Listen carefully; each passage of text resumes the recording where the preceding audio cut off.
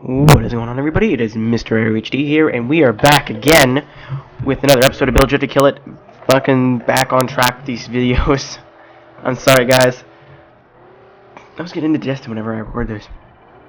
Anyway, there was not really a clear-cut winner, as in upvotes for comments, because I was replying to a lot of them, and a lot of the replies I was giving had a lot of thumbs up. So it was me who had both highest rated comments last week. But the one I noticed that wasn't really a car, was more of a question, was what was the oldest car in Forza Motorsport 4?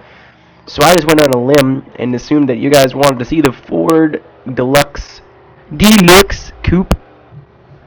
This car is, of course, 1940. So it's old as fuck, and reminds me of like the La Bamba. I think that's what it's called, from Cruising USA. I'm not sure. That someone will correct me. Fuck it. First thing you notice, that from the side, this car is sexy. From the front, it is kind of cool looking because it's 1940s, and from the back, it is absolutely hideous. I think the back of this car looks ridiculous. It looks like a fucking Ford truck. But anyway, it's not what you really want to hear about. I put in the 5-liter, I think it's either a 5-liter or close to a 5-liter engine from the 93 Ford Mustang, the Fox body. Mostly because I thought that'd be a cool engine. Should I slap Shane? I thought it'd be a cool engine to work off of. I think that the Shelby one engine may be a little bit overdone, and the stock car engine to me was a little too easy. So I gave myself, well, not really a challenge, but I wanted the torque numbers too. And look at this fucking tandem I'm doing here. I of course don't win here, because you know, how do you compete with a guy who has an idea what he's doing in an R3 Enzo? So R2 Enzo, I think it was. I'm not sure. I don't remember. But there's no way I was going to beat him. So let's start off with the pros. The pros is that it's pretty stable for what it is. It's actually, I think, might be one of the most underrated cars in the game, because I've never seen anyone else drift one of these. I'm not saying like I'm the only one, because it's not hard. I just haven't seen anyone whip this out in a lobby or anything. It's, all things considered, it's pretty stable. I'm getting pretty, that's a bad example, but it likes to get angle. It's not afraid to get angle. It really hates Ferraris. Oh man. Yeah, and it's not like really hard to drive most of the time. But I don't know if it was the way I tuned it. I left it a little stiffer than usual. But I think maybe I made the front too stiff, and the front end is grabbing a little bit more than I would like. So if you try to make this tune yourself, maybe make a thinner, not a thinner, but yeah, a more narrow front tire, less toe, and then maybe a little bit softer in the front, because to me the front end really grabbed, and like I couldn't really pull out of it. Check this out. This should never happen. It should never, and then he just gets nervous. I think he gets mad at me here. I did dive in on him. I'm just trying to tandem with him. I wasn't getting super close. He still had room to make mistakes. And then you'll see upcoming in the video that I look behind me, and he's grip racing. He looks like he's trying to come hit me. I still didn't win though, because of a couple of mistakes here and there. Yeah, I was too busy watching him at this point, at some points, to about recording this. I don't give a fuck.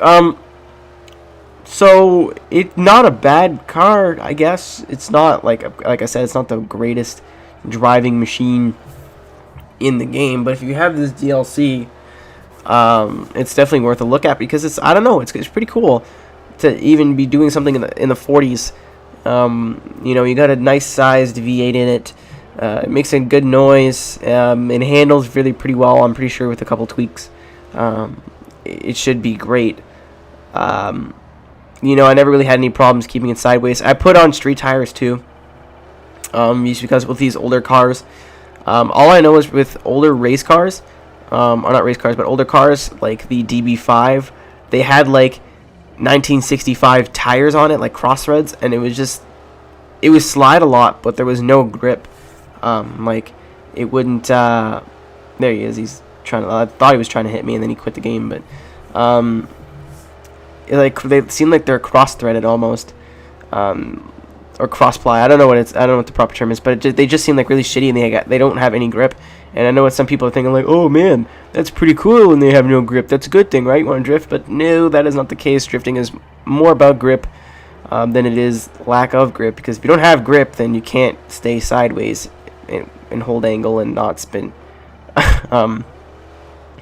So I don't know. I went with the street tires on this one. You can try sports if you'd like, if you run more power in your cars. It's not a slow car either. I expected it to be, pretty pathetic when it comes to speed, but I wasn't really let down. Like I was keeping up with that Enzo, and I mean, I don't really care how slow you go. In terms of points drifting, to me it's an achievement to keep up with a mid-class R3 mid-engine supercar in a hoopty. Not really a hoopty. I don't know. I think this car looks pretty good as long as you're not looking at it directly from the back, because that back window is just ugh, and the trunk is so long, and it's ugh, and the lights are ugh. It's gross. So again, these Tuesday videos, you guys want to leave some comments down below, cars that you want to see. Make sure they're not all-wheel drive, and they're not above S-Class, and or at least you can swap them to rear drive, like, properly. And one of the most most votes, most upvotes, or most likes will be done next week. So thank you guys for watching. Keep in mind that I'm doing another one on Friday. This is a new thing I'm trying to do. But anyways, thank you, and I'll see you next week. Peace. Oh, I almost forgot. That song that we heard was What from Project 46. And I just want to say thank you to Project 46 for having all their music free on their website. The link will be in the description below. I keep forgetting to give credit to the people who give music. But anyway, thank you. Bye.